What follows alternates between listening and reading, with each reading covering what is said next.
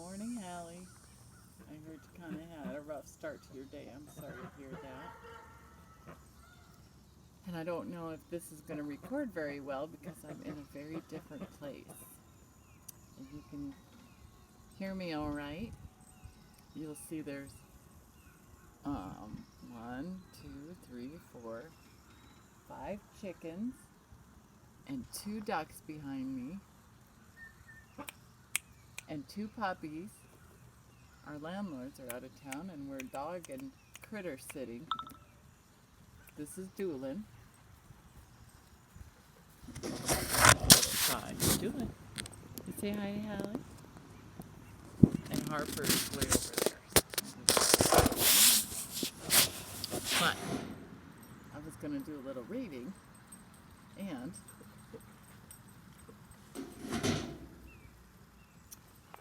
maybe you can see the critters in the background.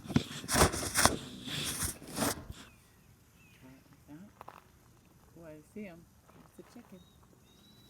All right, well, we're moving on through chapter 2, and some are the monkeys. And there's our special spot.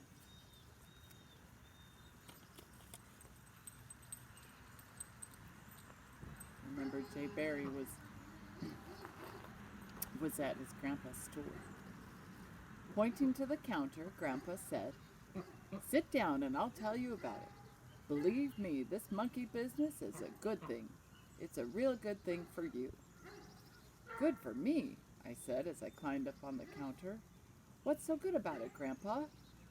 Shoving his hands in his pockets and looking down at the floor, Grandpa said, "Well, let's see now. To begin with, you've been wanting a pony and a 22, haven't you?" "I sure have," I said.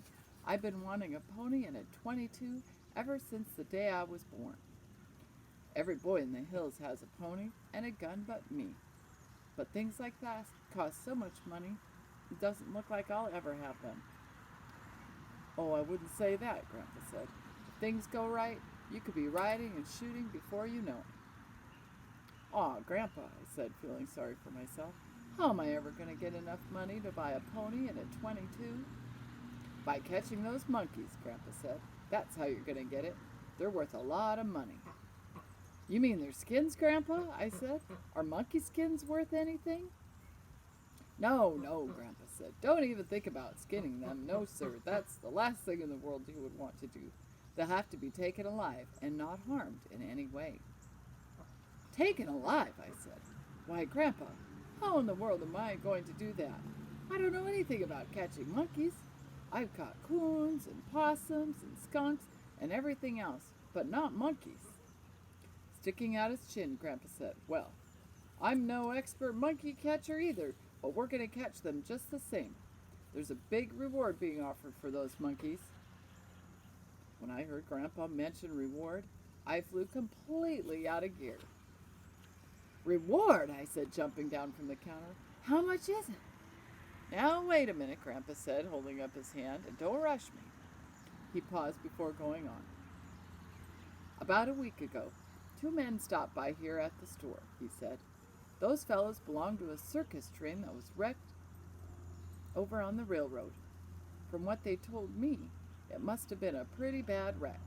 One of the cars jumped the track and busted wide open. There were some valuable monkeys in that car, and a lot of them got away." Grandpa caught his breath and said, "A few of the little fellows were killed in the wreck, but not many. The ones that lived were scared to death and took off through the hills." Now that circus was just coming out of winter quarters and had a pretty tight schedule laid out for the season. They didn't have much time between stops, but the crew did manage to lay over for a few days. They caught all but about 30 of the monkeys, and I'm pretty sure those were the ones you and Rowdy ran into." "Grandpa," I said, "if those monkeys are the ones that got away from the circus train, how do you suppose they got way over here? It's 8 miles from our place to the railroad."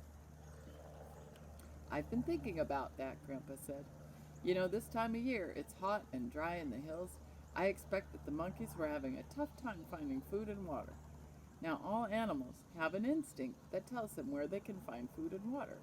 Those monkeys probably just kept going until they wound up over here in those Cherokee bottoms.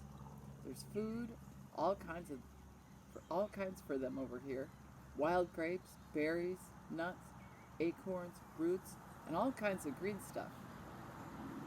I bet you're right, Grandpa, I said, rubbing his hands together and looking just as pleased as a fox in a henhouse. Grandpa said, just wait until you hear about the reward. All of those monkeys, but one, are worth $2 apiece. How does that sound to you? $2 apiece, I cried. Boy, Grandpa, that's a lot of money. How come they're offering such a big reward for a bunch of little old monkeys? They're not just little old monkeys, Grandpa said. They've been trained for acts in the circus. That's why they're so valuable. It takes a long time to train a monkey, but you haven't heard the half of it yet. You're overlooking something very important.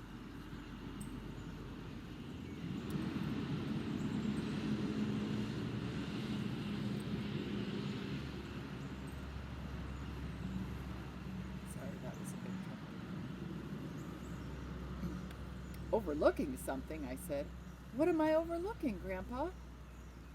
As if he were put out with me, Grandpa snorted and said, well, use your head and think a little. Remember everything I told you about those monkeys? And do a little figuring. Grandpa knew I wasn't too good with figures. He was all the time making up some kind of old arithmetic problem for me to work on. It always made me feel bad when he did this, because I never intended to be anything but a hunter or an explorer, and I couldn't see where arithmetic had anything to do with that.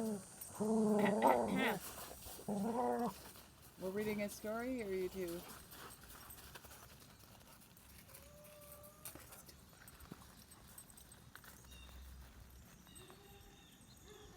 Grandpa, I said, with all this talk about monkeys and money, I can't even see good, much less do any thinking. What is it that I'm overlooking? Grandpa snorted like Sally Gooden did when she had seen a booger. That last monkey, he said. I told you they were offering a $2 reward for all the monkeys but one. Oh, I said, looking sheepish.